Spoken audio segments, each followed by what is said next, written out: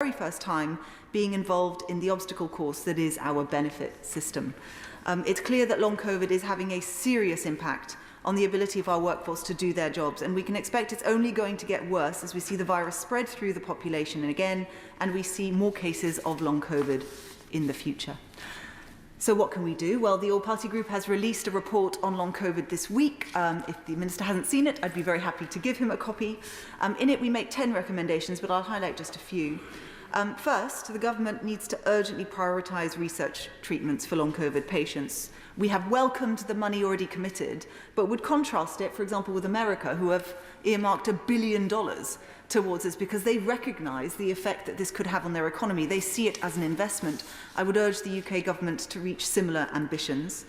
The second call is for employer guidelines set out by the Business Department in conjunction with the Department for Health to help all businesses help their employees back into work. The third is for the UK government to launch a compensation scheme for all those frontline workers currently living with long COVID, very similar to, for example, the Armed Forces compensation scheme. He will perhaps be aware that the designation of an occupational disease process is ongoing.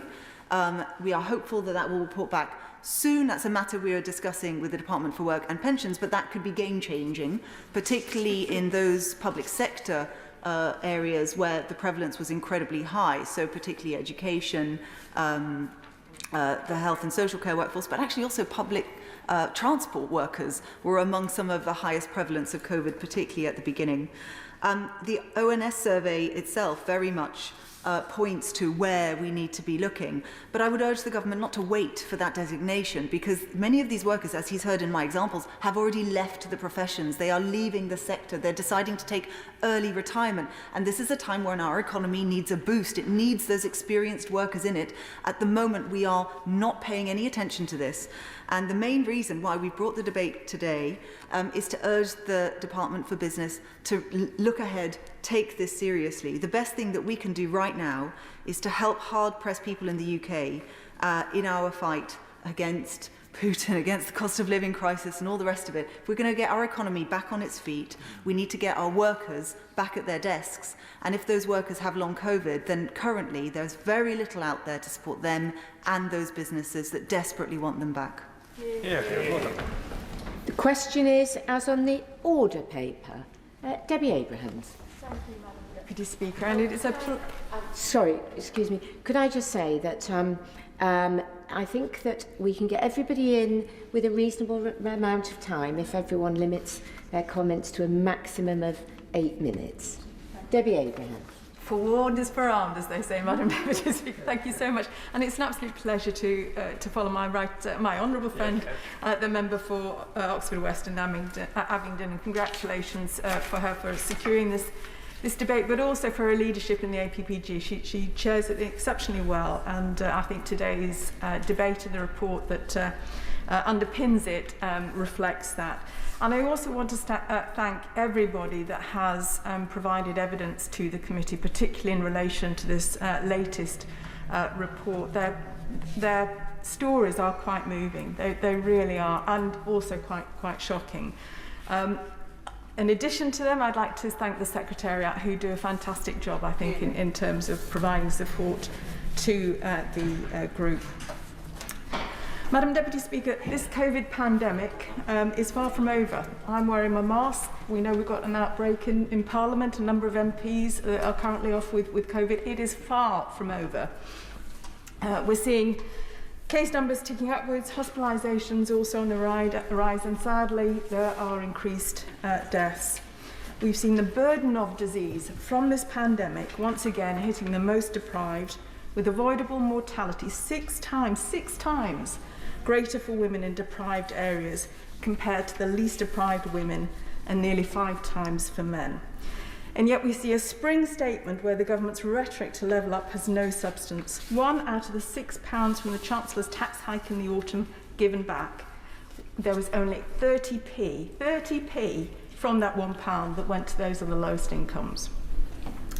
Despite the government's hype, their pandemic preparedness was absolutely woeful, and their pandemic management in too many aspects was reckless, wasteful and even unlawful. What we are now very aware of, Madam Deputy Speaker, is that although many people may have fully recovered from the acute phase of COVID infection, for a significant number, as my honourable friend has said, and the ONS estimate this as over 1.5 million, about 2.5% of the population, the COVID tracker identifies even a larger percentage, there is a longer chronic phase which affects children.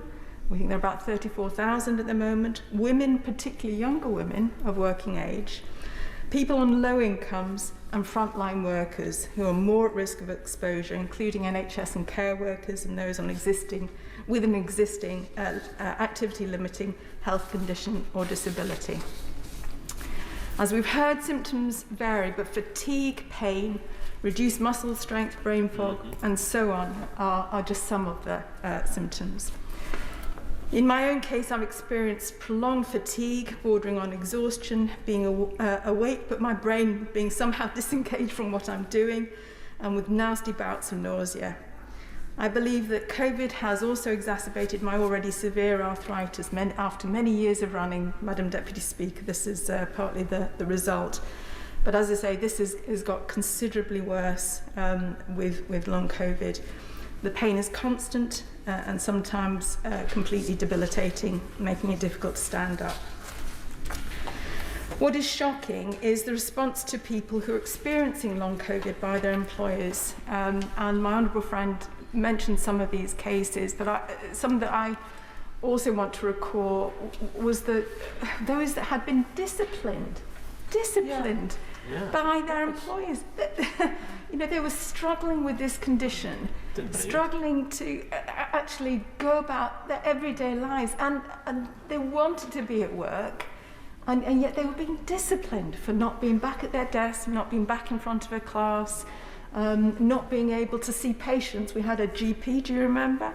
And not being able to do that. And I think, you know, this reflects, unfortunately, very much an attitude of SAM, but it was particularly disappointing in public sector organisations, and especially so the NHS. The National Institute of Health and Care Excellence brought forward their guidelines for managing long COVID in December 2020. At the time, I commended them on the holistic healthcare approach when assessing a patient with symptoms beyond 4 and 12 weeks, with the emphasis on empathy and acknowledging the impact of symptoms may have on a patient's day-to-day lives, including their ability to work. And this was a major step forward from previous NICE guidelines on other chronic fatigue syndrome illnesses, which, as I say, are similar to long COVID, but also affect nervous and immune systems. The long COVID NICE guidelines which were updated earlier this month, and I note that these are to be regularly updated, which is again something that we recommended, because there is emerging evidence which we must make sure is incorporated at the earliest opportunity. But I hope also, because I haven't seen evidence of this, that investigations into the range of immune responses to COVID, as well as immune therapies, will also be incorporated. As I mentioned last year, the British Society of Immunology and several others have suggested that in addition to long-term damage to multiple organs, the pain, muscle weakness, fatigue, and even brain fog often associated with long COVID may be due to inflammatory issues associated with our immune response rather than COVID itself. We know that COVID-19, like other viruses, attacks multiple systems: respiratory, cardiovascular, nervous and gastrointestinal systems, as it's attached to epithelial cells which are distributed throughout the body. But our body's ability to fight the virus depends on our immune systems reacting appropriately and not overreacting. Finally, Madam Deputy Speaker, in addition to adequate long-term funding for long COVID clinics providing evidence-based therapies, and that's the key, evidence-based therapies, I pay tribute to my colleagues in Oldham for their helping over 300 long COVID patients. We need to ensure that long COVID is recognised as an occupational disease. This has to be a societal approach, Madam Deputy Speaker. Thank you. Chris Matheson. Thank you, Madam Deputy Speaker. A couple of weeks ago, I attended with constituents the service at St Paul's Cathedral that was organised by the cathedral, and Sir Lloyd Dorfman and others, to remember those who died from coronavirus. And indeed, in business questions earlier, we heard from my honourable friend from Vauxhall about the very striking memorial wall in her constituency along the banks of the Thames by St Thomas's. But I'm really grateful to the Backbench Business Committee and the Honourable Member for Oxford West for reminding us of all the other victims of COVID, who have, in a sense, are the lucky ones who have survived, but who still need our attention. And I declare an interest, which is that a member of my immediate family suffers from long COVID, and if the House will bear with me, I won't actually identify who it is. But for 18 months, the member of my family has not really been able to get out of bed. In terms of work, they were doing well, they were young, the career was progressing, they're getting extremely well rated at work, and almost overnight, that came to a crashing halt. At first, when you suffer from COVID, as I did at the same time as my family member, you hope and believe that if you get through it, that it's going to be awful or unpleasant, but then life will carry on. And then long COVID starts to emerge when, frankly, you don't get any better. And I got better, and my family member did not. It was all of the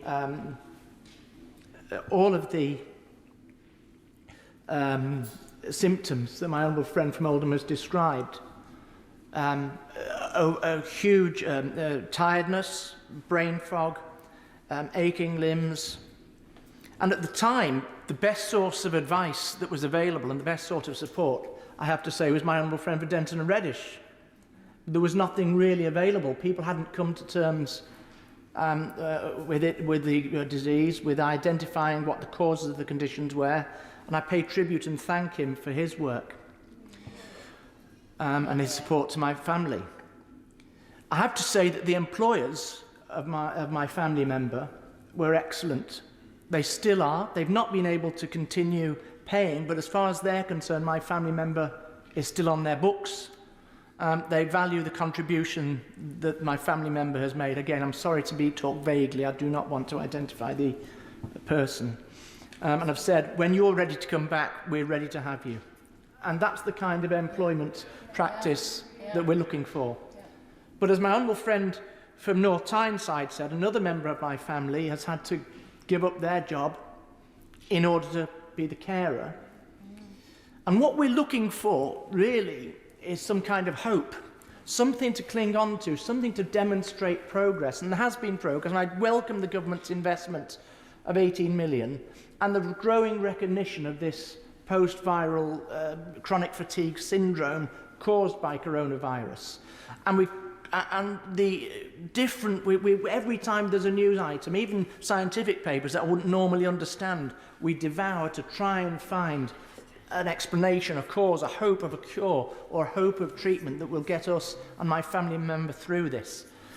Is it caused by scarring on the lungs? Is it caused by microclots? Is it caused by activating POTS, which I'm told is, he looks carefully at his phone, postural orthostatic tachycardia syndrome, which is also has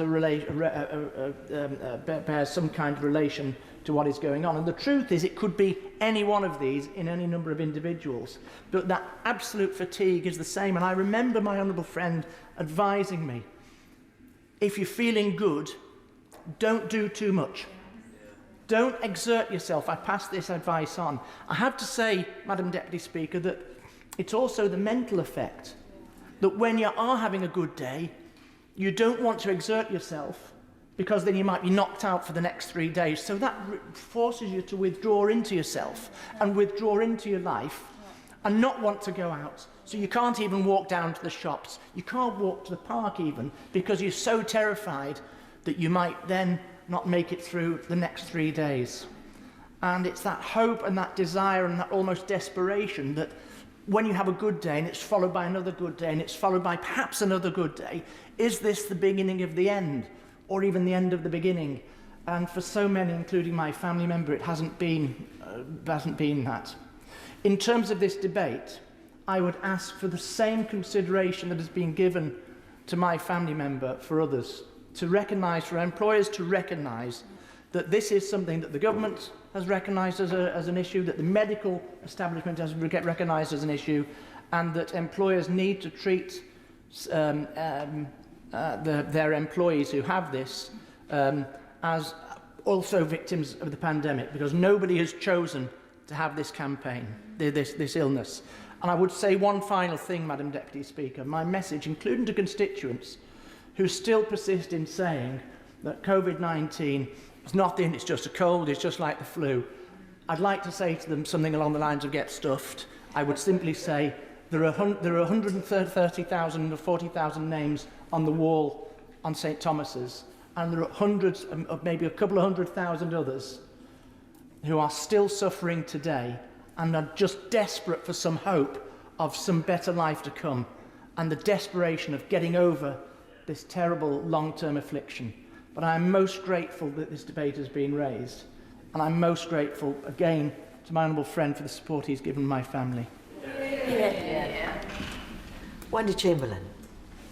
Very much, Madam Deputy Speaker, and I do want to thank my honourable friend for Oxford West and Abingdon for securing this important debate, but I must thank the honourable member for City of Chester for really bringing to life there the reality for many of our constituents across this House and what they're experiencing on a day-to-day basis. Nobody wants to be in the position of experiencing long COVID, and the variety of symptoms that long COVID presents with and the timescales of that, when we think of people who have been experiencing long COVID symptoms right from the very first wave, just shows how difficult, debilitating and an issue that is for this country to deal with going forward. So thank you very much for that. And it's actually only a little over a month ago since I was here myself discussing long COVID and employment in an adjournment debate, which was answered by the Minister's ministerial colleague in the Department for Work and Pensions. And although I was very grateful to the Minister for his responses then, there are some particular issues that I'm likely to raise again, and indeed my honourable friend, the member for Oxford West and Abingdon, has raised some of them, because I think there is very much more that we can be doing. And Madam Deputy Speaker, when I was here a few weeks ago, I quoted the Office for National Statistics figures, which said that in the 4 weeks up to the 2nd of January, it was estimated that 1.3 million people across the UK were suffering from long COVID. That number is now estimated to be 1.5 million, and that is an incredibly fast uptick. Like others, as was mentioned, I've recently had COVID myself. I was in my bed for 4 days, and like the honourable member of the city of, from the City of Chester said, I had a good day and I did too much and I ended up back in my bed again. But although thankfully for me it's mild, I seem to be very much back on my feet, there's absolutely no doubt that regardless of the strain or variant of COVID, long COVID can still be the result of it. So even if symptoms are milder for many, the reality is mild symptoms can still result in long COVID. So that is an incredibly fast uptake, and I do stand with colleagues across the House when we say that clearly this condition is not going to go away, and the Government cannot close its eyes to it. And indeed this morning I met with Results UK to talk about work that I've done previously with them on equitable COVID access, and there is no doubt that unless we do more to help developing countries and other parts of the world in terms of managing this pandemic, we will see future variants, and therefore the risk of long COVID does not go away. Now, just briefly, usually when I'm in this chamber, I do hear colleagues on the benches from the SNP who are always talking about the fact that Scotland is doing a lot better in reality to elsewhere. But I do think that in terms of long COVID, the Scottish Government are letting long COVID sufferers in Scotland down. The work which my friend, the member of the Scottish Parliament for Edinburgh West, has done has shown that of the 119,000 sufferers of long COVID in Scotland, by the end of February, only 1,000 of them had been referred to the long COVID support services that had been announced by Chest, Heart and Stroke Scotland. And, Madam Deputy Speaker, of the much-needed £10 million long COVID support fund announced by the Scottish Government last September, a recent FOI showed that not a single penny of that money has been allocated or spent. I'm an absolute believer in devolving decision-making to the place where it can be most effective for our constituents, but the Scottish Government on this are failing at delivering, either through efficiencies or errors or something else. And my constituents in North East Fife and my SNP colleagues' constituents deserve better, and I hope to see better in the future. Madam Deputy Speaker, to the impact of long COVID on the workforce, I want to focus specifically on those who would otherwise be working but cannot be as a result of medical condition. And I thank those members who have already highlighted those where employers are trying and helping to work. And I suppose we also have to acknowledge that there are employers out there who aren't doing right by the constituents and their members of staff, and we must work hard to ensure that they do what is required. I don't want to repeat my entire speech from a month ago, but I just want to turn back to a few key points which I didn't feel were properly addressed then. So will the Government commit to extending the period of time that claimants for benefits have to complete their application forms? For someone with a debilitating condition, particularly relapsing remitting ones, like long COVID often presents itself as, 4 weeks is just not enough time to complete a 30-page form, including the collection of evidence, particularly when you're experiencing some of those symptoms. You simply cannot concentrate for the length of time required. It takes up more time and resources to apply for a 2-week extension. So I raised in the last debate, why don't we just automatically apply that extension to give people more time, rather than actually take up DWP's time and resources, as well as the persons to request that extension. It would be a cheap and straightforward step to give enough time in the first place. And will the Government commit to consulting with disabled people, including those with long COVID or other relapsing remitting conditions like ME, about the design of those application forms to ensure that they are properly able to explain the impact of their conditions? I appreciate the ministers from Bays, but surely we've had a cross-government approach to COVID. We need a cross-government approach to long COVID as well. Will the Government accept that the evidence of doctors and specialists who truly understand complex conditions like long COVID is and are relevant to the assessment of how their day-to-day lives are affected? Are they afraid that hard evidence will make it more difficult to minimise payments out to those in need? Sometimes you are left to wonder just that.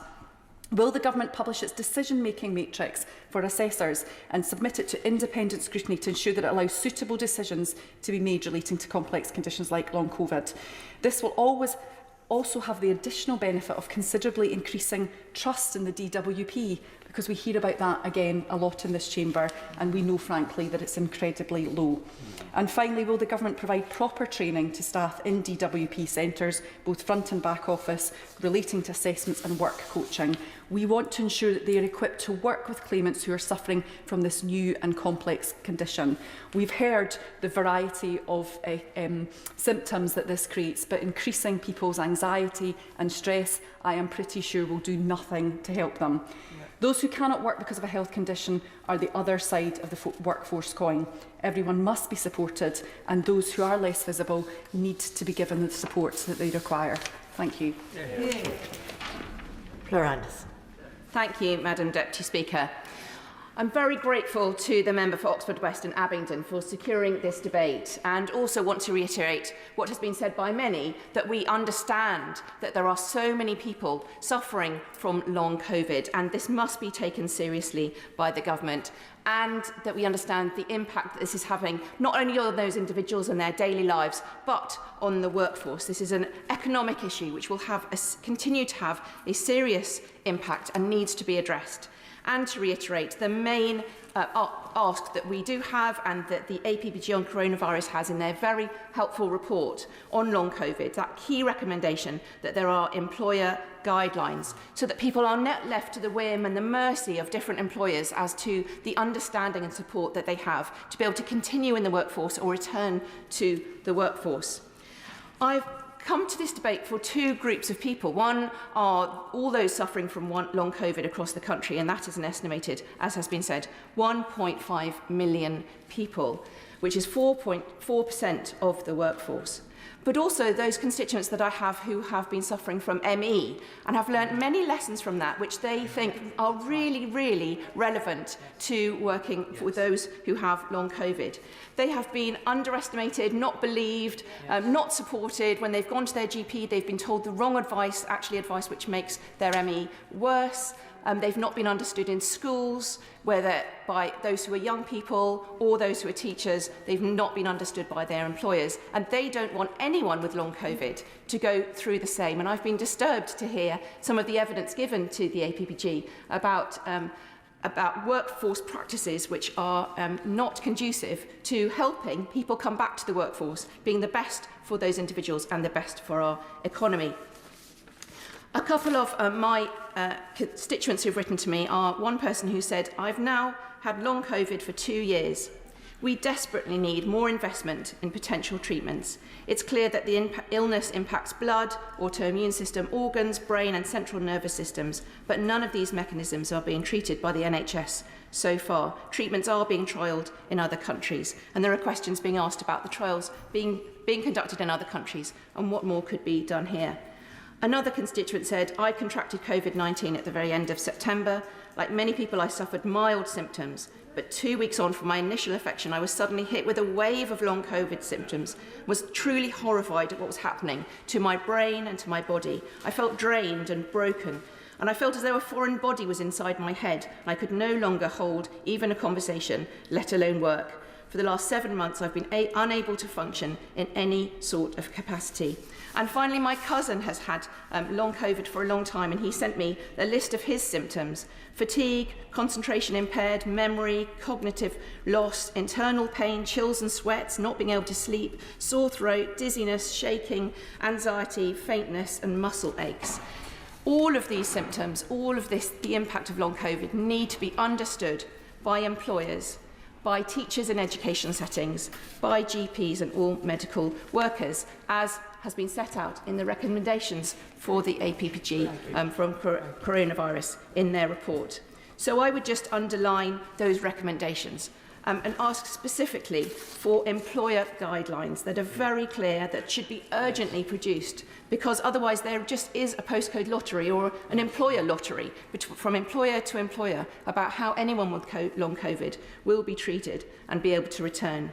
About guidance for education settings, because many students with ME found that this was really difficult to get understanding to be able to continue with education, and we can't have the same thing happen for those who have long COVID. And guidance for medical practitioners that is very clear for those with long COVID in children and adults, that everyone gets the proper care that they need, support and understanding, so that they can return, that they can have hope, that they can feel that they're not adding being misunderstood to the long list of symptoms which they have already, which will only increase their anxiety. So I welcome this debate. I hope that we will hear some good news from government ministers about the key recommendations of this report being taken up and really good situations being put in place for everyone with long COVID. Thank you. Shannon. Speaker, and it is indeed a pleasure to speak in this debate. It does bring back many memories, as the Honourable Gentleman referred to, and I think there's nobody in this chamber today will not reflect upon those who have been lost over the last year. In Northern Ireland, last week I think it was 3,200 across this great United Kingdom of Great Britain, and Northern Ireland 157,000, I understand. So I think it's fair to say that every family, every person has been touched by the loss of someone.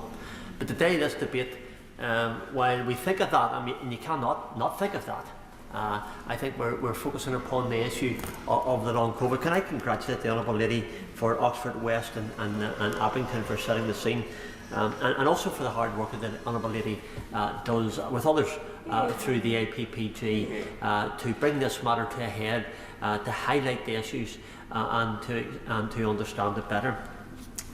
Honourable Lady mentioned something I was going to refer to. I've been a councillor since 1985, councillor for 26 years, first elected in 1985, also in the Assembly for 12 years consecutively.